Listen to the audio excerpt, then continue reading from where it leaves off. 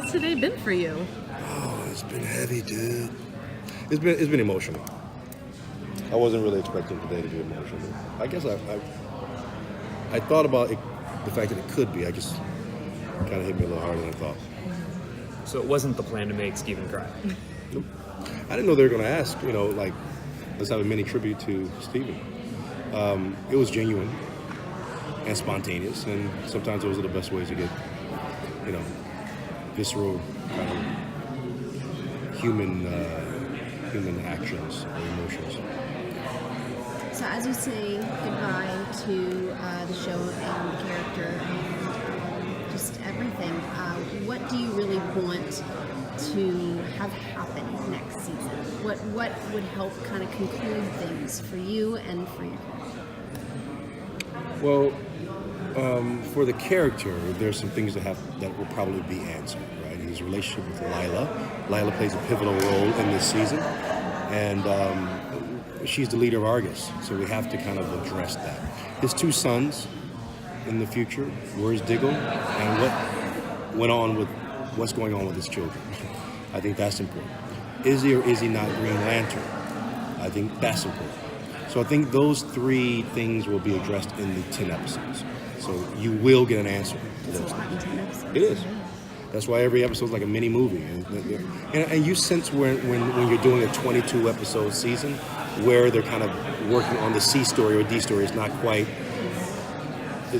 where they left off. And it's kind of not an episode, they're not taking an episode off, but it's just going in a different direction. There's none of that for these 10 episodes. Yeah, I was going to ask if there's a kind of substantial difference in... Yeah, we're getting to the point a lot quicker in simple terms.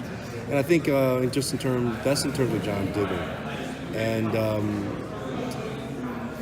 is there any... I think your question was, what do I expect for John Diggle for myself? How will you kind of conclude things? And just for myself, I don't know. I look back on television. I grew up with like Bill Bixby and Lou Ferrigno and The Incredible Hulk, right? Mm-hmm. So I just remember being vastly entertained and entrenched in the drama of the show. Mm-hmm. I was entertained, and hopefully that's what people look back and and they're entertained by what we did for these 8 seasons. Some of that's the writing, some of it's the acting, and some of it's just the intangible. Like OTA or anything else that is like, how did that happen? It's just magic. So hopefully people are still touched by this 10 years from now. So what can you tell us about the role Diggle might play in the crossover? Well, not much. I can tell you that he remains by Oliver's side, which is where he probably should always be. And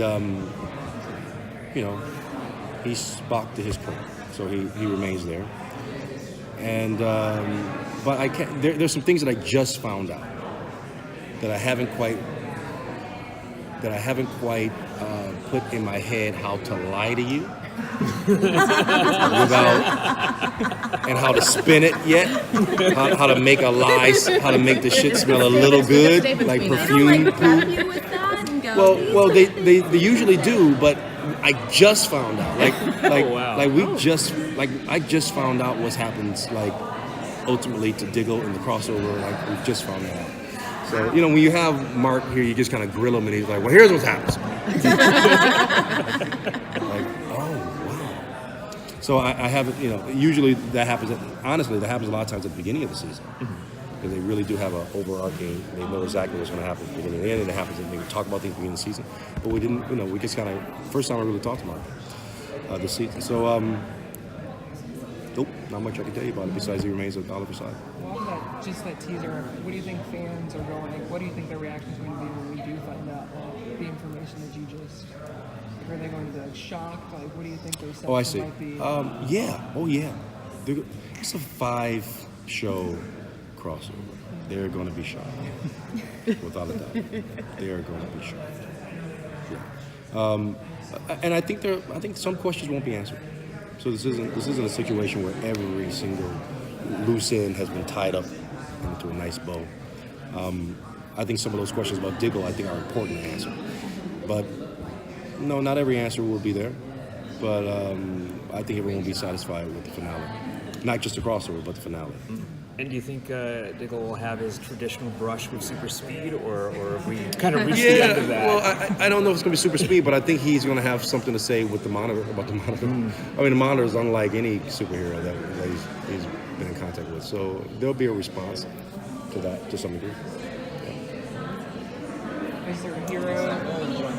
Is there a hero in the crossover that you're looking that you haven't had a chance to? That you're like, really, I'd love to work with this Well, person? you know something, I don't know it's so much in the crossover. I would just love, personally, I would love to see Bruce Wayne. I always would love to see Bruce. Batman's great, but I want to see Bruce Wayne. I want to see what that's all about. Now, I don't know if he'll be in the crossover or not, but me personally, I would love to see it. Yeah. Thank you so much. My pleasure.